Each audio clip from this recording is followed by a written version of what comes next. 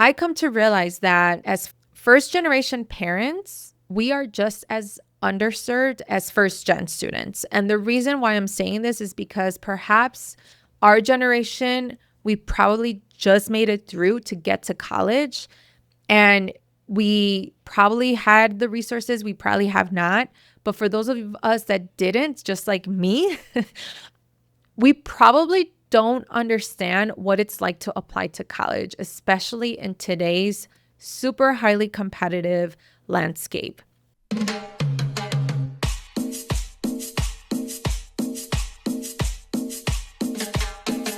Hola, hola. Welcome to the Viva la Mami podcast. I'm your host, Jessica Cuevas. And on today's solo episode, I'm going to share a little bit more about me on a personal, professional side. I feel like I've created Viva la Mami as a brand of its own and kind of shared with you just like a small part of my story and who I am as a Latina mom navigating motherhood in a world where we feel ni de aquí ni de allá, even though we are de aquí y de allá, especially being born and raised in the United States and kind of having this sort of multi-layered identity crisis as not just a Latina, but now a mama and all of the other identities that we hold. And so I've only shared kind of like that part of who I am, but I've never really shared with you who I am on a professional side. I've kind of given you little snippets of like me working in higher education, but I never really have walked you through my whole story. And so on today's episode, I'm going to share with you who I am, especially as a first generation college graduate and now a college professional, and how that sort of influenced me and my decision to remain in this college access space, just because that is something that I hold true and dear to my heart. That is something that I am still continuing on when it comes to providing assistance to potential college students, especially those that identify as first generation. And so I hope that you can stick around in this solo episode. And in fact, in the coming weeks, I'm going to share with you more about going through the college process, especially as first generation kids. Now, if you are a mama who is listening and has a rising junior or senior in high school, I hope that you can stick around, because I think that this information is going to be relevant to you just because you may be going through the process yourself, helping your child get to college. Pero también, if you know anyone that has a rising junior or senior, please share this episode as well. But this doesn't mean that it's only exclusively for parents that have, a rising junior or senior. I think this can be super relatable, especially us as Latina mamas, that the majority of my audience are based in the US, are millennials. Most likely you are either first or second generation born in the United States, and you probably have had experienced what it's like to be a first gen college student. And so I hope that you can stick around because I have a lot to share, including a special announcement. All right, so I'm going to walk you through like a decade years back. And now this is going to be a short episode, I promise, but I think so that you know who I am and what I essentially prepared my whole college education for. I want to give you kind of like that foundation so that way you know where I come from.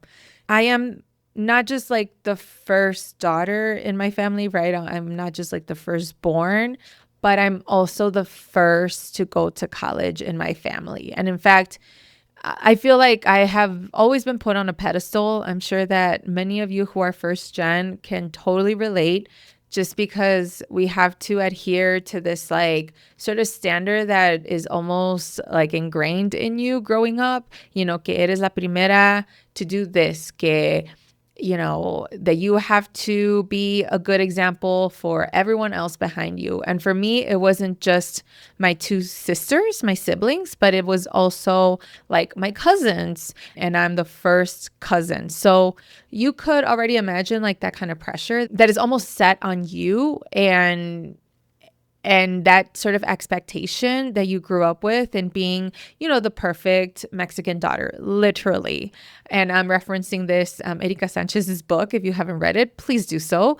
And so, yeah, so I felt that pressure and being this perfect image, not just for my parents, but for my grandparents, my tias, my tios, and my cousins as well, and as well as my siblings. So being that, I knew that I had no other choice but to go to college. But it was a very interesting experience navigating how to get to college, right? And a lot of us, if we have really good mentors, if we have really good teachers and school counselors, we could make it to get into a reputable school, or a school that probably you never thought of. But for me, I didn't have that. I went to a Chicago public neighborhood school. If you don't know what that is, it's basically the high school that you end up going to if you don't apply for selective enrollment. My parents had no idea what selective enrollment was, so I never applied to the special programs, quote unquote, and the highly selective schools within the Chicago public school system to get to high school. So I just ended up going to a high school that I thought would benefit me in terms of like playing in the orchestra and, doing something different. But in fact, academically speaking, it wasn't a good high school, if you want to, consider it that way. And so, yeah, so I didn't have the one-on-one attention. I did have a really great school counselor who really impacted me in my decision to go to college. But because he worked with the rest of the seniors, and my senior class was like 1,000, he didn't provide me that one-on-one, right? Like, he was available when he was available. And so I kind of had to do it on my own. All what I knew about colleges were like the colleges nearby in Chicago.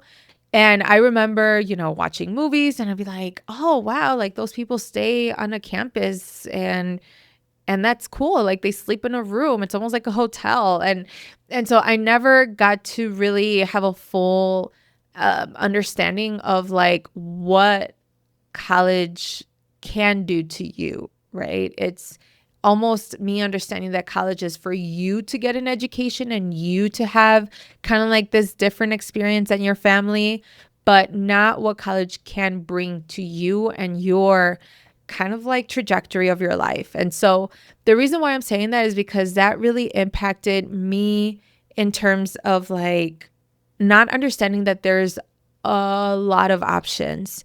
And I pretty much limited myself because I just thought that I wasn't going to get admitted. I honestly applied to the schools where there wasn't an essay requirement, where the ACT was like, I don't know, minimum like a 17 or an 18, because I think that's what I got. I think I got like a 19 or something on the ACT. So clearly pretty low. I was never a good test taker to start with, but I never knew that you can get a tutor or to get basically trained and develop these certain skills to take these standardized tests. And so, yeah, I just wanted like a simple, like easy college process where I didn't have to worry about it, because ultimately the end goal was to get an education.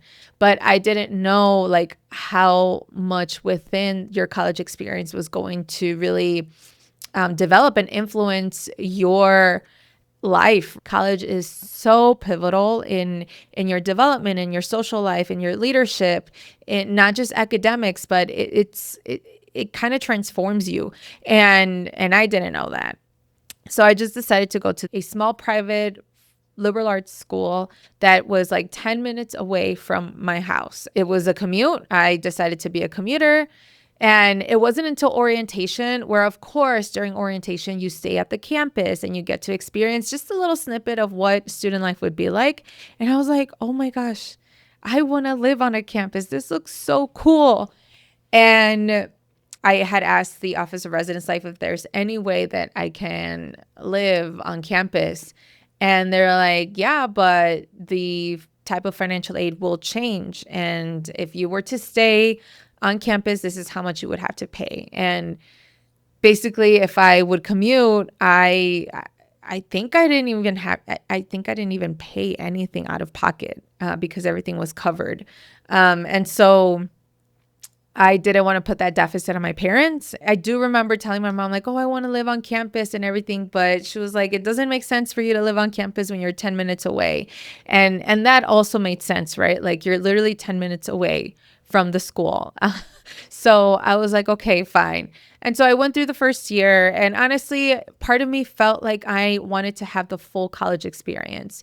It didn't matter what type of school. For me, it was more so about being fully immersed in the community and taking advantage of all of the opportunities that were being offered as a student. So I decided to transfer after my first year, and I decided to go to a similar school because I knew that I wanted a small college. And at that time, I kind of had an idea of what college would be like. And I knew that I wanted to go to a small private school just because coming from a large public high school, I knew that going into a large public university, I'm only considered a number and not a student and a literal human being. The commuter school that I decided to go to didn't have an orchestra.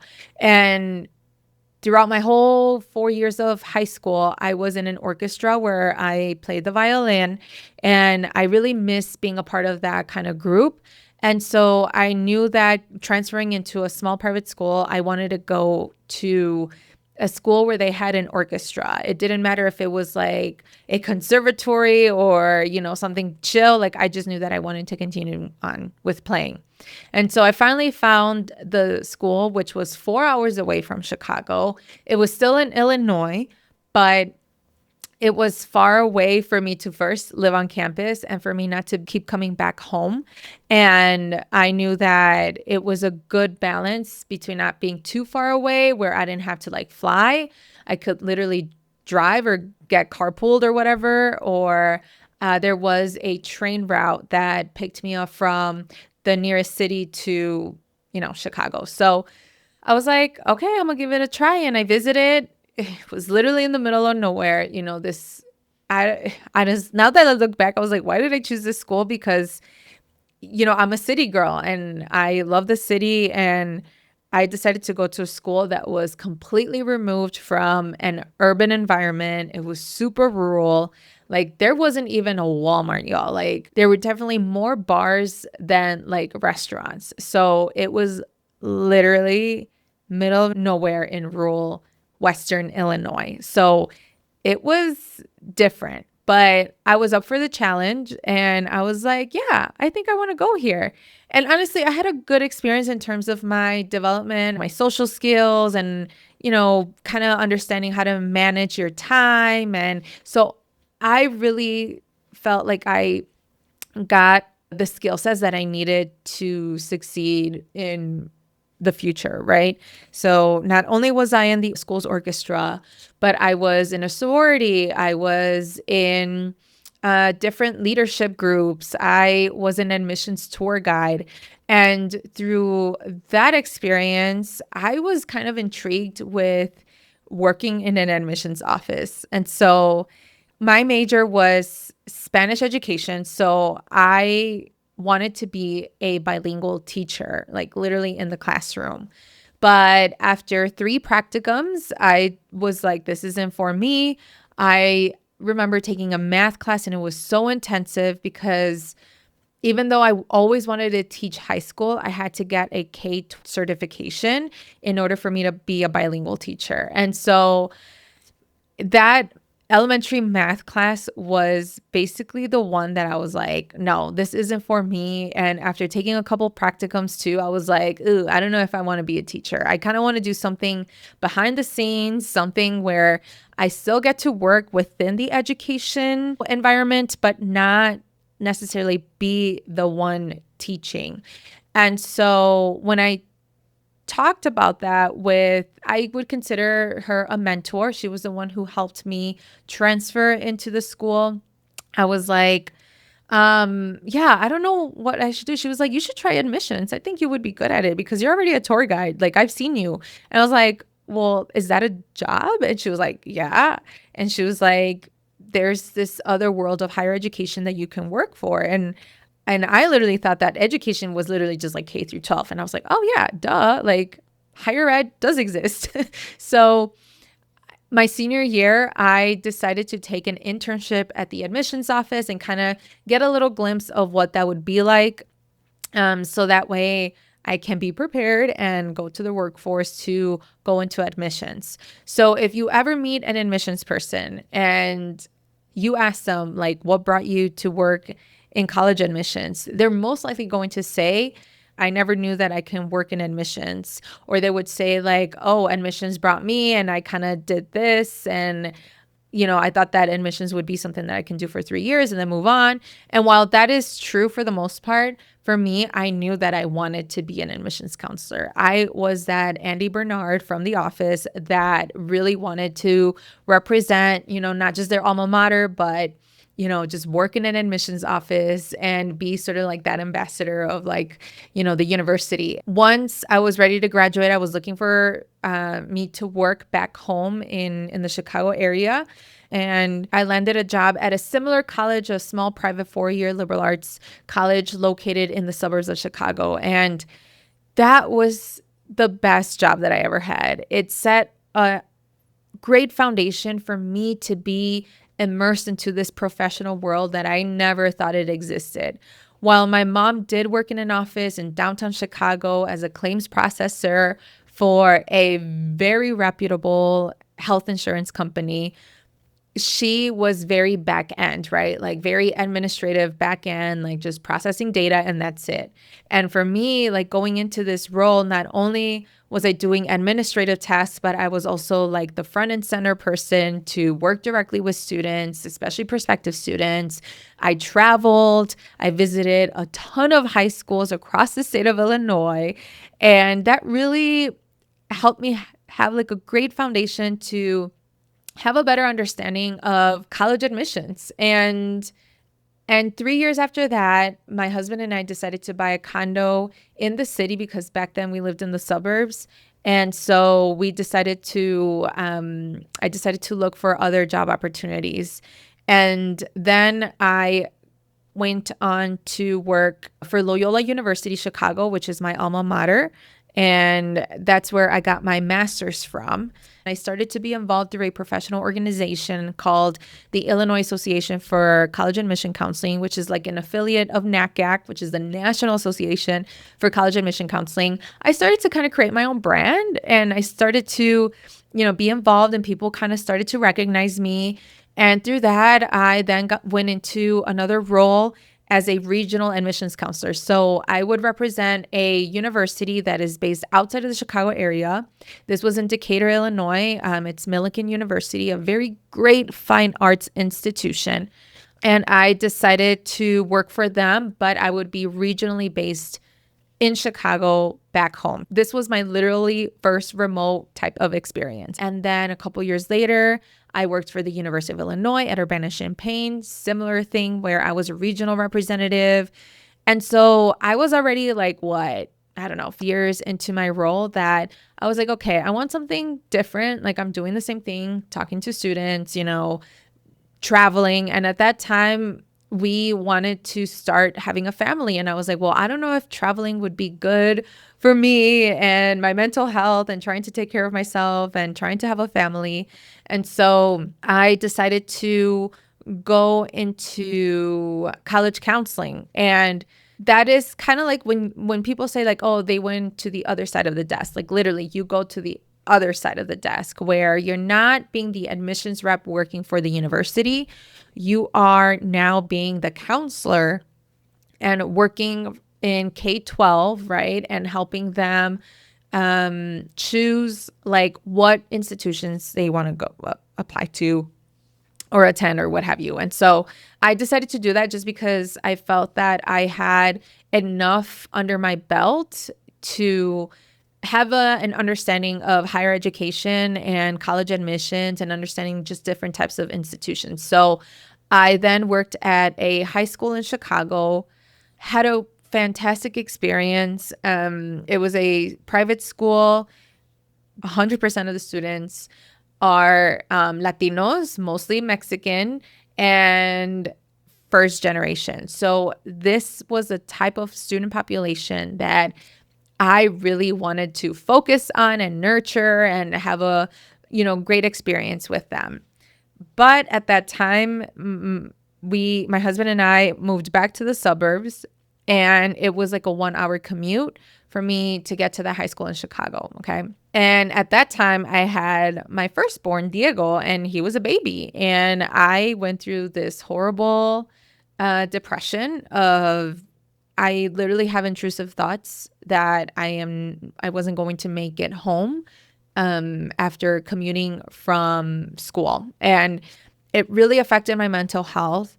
And with balancing this identity as a mom and trying to have this profession, especially the one that you love, and now finding this new love as a mom, like it's so hard to balance that.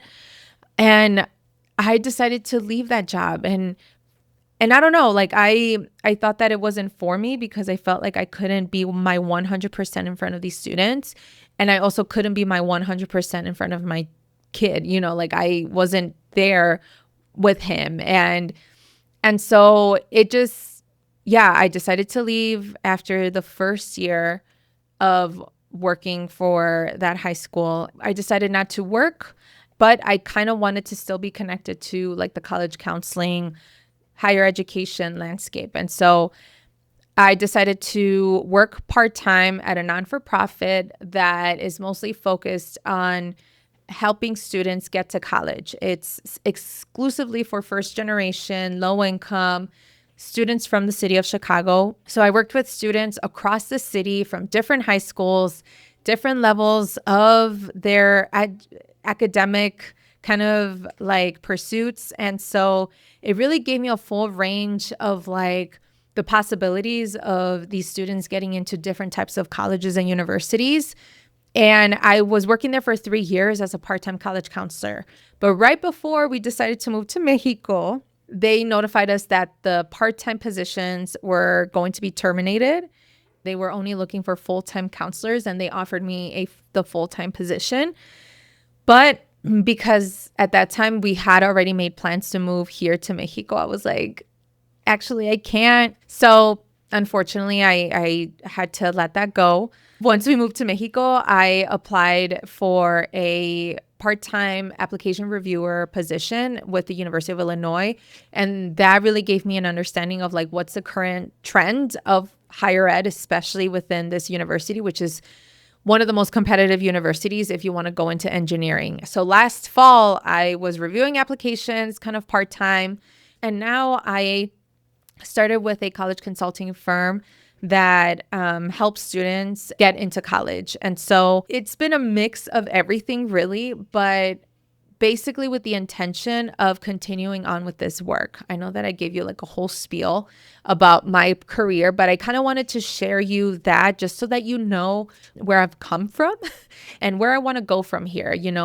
I feel like my experience as a first generation college student has really impacted the way that I want to support students nowadays, the way that I want to, kind of inform families about what the current stakes are in higher education. I am someone that has always thrived and tried to like be most informed about what are the current trends and everything so that I can better inform the students and families about what I learned and what I know and how it can essentially influence their decisions in either attending college or choosing one college versus the other, especially when it comes to financial aid and all of that. It wasn't until last fall when I was reviewing college applications that I really saw a big gap between students that are considered not first generation anymore because their parents might have been first generation, and the students that come years and years of like generations of not being first gen in college, right? And I saw the difference between the students that have the resources or the means or they have the support and the capital to navigate this system, But then I look at another population of students where perhaps their parents were the first ones to go to college. I've seen applications where the level of education that their parents have earned is either a bachelor's or one is a bachelor's and associates. And then they end up applying to schools where it's either not a good fit for them, or when I review their applications and I read their essays, those essays are not so well written when it comes to the standards of like getting into that school. Okay. And I've seen this huge gap between the students that do have the resources to apply to college versus the students that do not. I come to realize that as first generation parents, we are just as underserved as first gen students. And the reason why I'm saying this is because perhaps our generation, we probably just made it through to get to college, and we probably had the resources, we probably have not. But for those of us that didn't, just like me, we probably don't understand what it's like to apply to college, especially in today's super highly competitive landscape. I would say that especially for family members or people that you know that have gone to college, they probably don't understand what the current trends of higher education are. They probably don't understand what is it that colleges are actually looking for at this given time. Because if it worked out for them, that doesn't mean that it's going to work out for your kid. And so that's what I've noticed, that many of us, especially first gen and Latina like people, we often rely on our own community, which is great. I love it. But you also, if you really want to get your kid into a school that either they've always been wanting to, that you've always been wanting to, or that you know that there's probably different options. I mean, after all, there's over 4,000 colleges and universities in the United States alone. There are professionals that can help you. And I'm not discrediting the people who got into Stanford. Y es la sobrina that got in there 5 years ago, and she's going to help your kid get into Stanford. Like, great, that can be a supplemental kind of like assistance. But when it comes to actually supporting and helping your child in a strategic way, there are individuals that can help you to get there. And these are called college counseling consultants or independent educational consultants, IECs. And so now that I'm here in Mexico, I'm trying to figure out what are ways that I can build my skill set and hone into them. And based on the toolkit that I have, right? I have all of these different tools under my belt. Like, what are ways that I can better support families and students to get to college, and especially this particular population? This has been something in my head that has been going on for the past like 6 months, literally like 3 months after moving into Mexico, when I had a little bit of clarity after moving in and transitioning over to a new country. I was like, how can I better expand this vision to help potential college students, and especially parents that are considered first generation and they probably don't know how to best support their student. So I'm going to do my own college consulting business. Why not?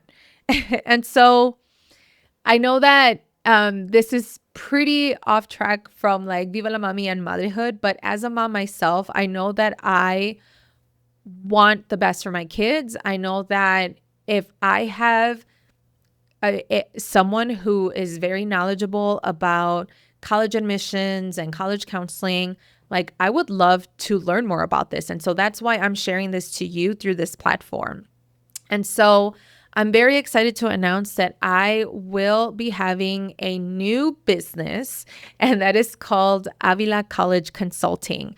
And right now, what I am doing is just a beta program for anyone who has a rising junior or a rising senior. So that means that coming this 2026-2027 school year, if you have a junior or a senior, I would love to work with you, especially in this beta group, because I am offering super discounted options So that way you can kind of be a part of this inaugural class to help me and support me in my professional development as well. And so if you have a rising senior or junior at home, or anyone that you know within your familia or friend group or whatever it is, and you want to be a part of this beta group, please feel free to reach out to me at podcast@vivalamami.com. Or you can send me a DM on Instagram, which is Viva la Mami, and I can share with you the link to schedule a free 20-minute consultation with you and your student. And that way we can figure out what is best for you, but also to see if I would be a good fit. And likewise, right? I want this to be a mutual agreement, a mutual connection that I have with your student. But I am just very excited to have this. We're living in Mexico right now. I'm trying to figure out ways on how to build a business. And in fact, I'm also in the process of expanding a beta group here in Mexico to help them with international college admissions. There's a lot of people here in León and in the Bajío area that are interested to have their university studies in the United States and even Canada. And I'm pretty knowledgeable in that. I reviewed international college applications. And so I really want to help students to get to college, especially for those of us that are first generation parents that perhaps have the means to afford a college consultant. And this can really revolutionize the way that colleges review applications, where they're just not generalizing on people, right? Where they're just not like, believing that the student didn't try as hard. But even as first-gen parents, we probably need that additional support to help our student and be the most competitive applicant there is in that specific applicant pool. So if you have any questions, feel free to reach out, like I said. But if you are really, really interested in this beta group, I will be adding the link for you to schedule your free 20-minute consultation with me. And that way I can share with you what is next in line with Avila College Consulting. All right, amiga, I know that this was a lot, and I know that it's not really similar to Viva la Mami and things like that, but I did want to announce this through my podcast, and that way you are familiar with who I am and who I was like way back then before I became a mom, but also on how I can support either your sibling or your child or your niece, nephew, whoever it is. But I'm here to help first-gen parents to help their second-generation college student get into college, because let me tell y'all, it's very competitive. So for the next 3 episodes, I'm going to be sharing a little bit more about this sort of topic about college admissions, because it's going to be summer and I want to prepare you of all things related to college admissions and college access, so that way you can be a little bit more equipped about what's to come in the following year, especially for your rising junior or senior. All right, amiga, enough of this. I know I took long, but I want to thank you for listening if you stood until the very end. Y nos vemos in the next episode.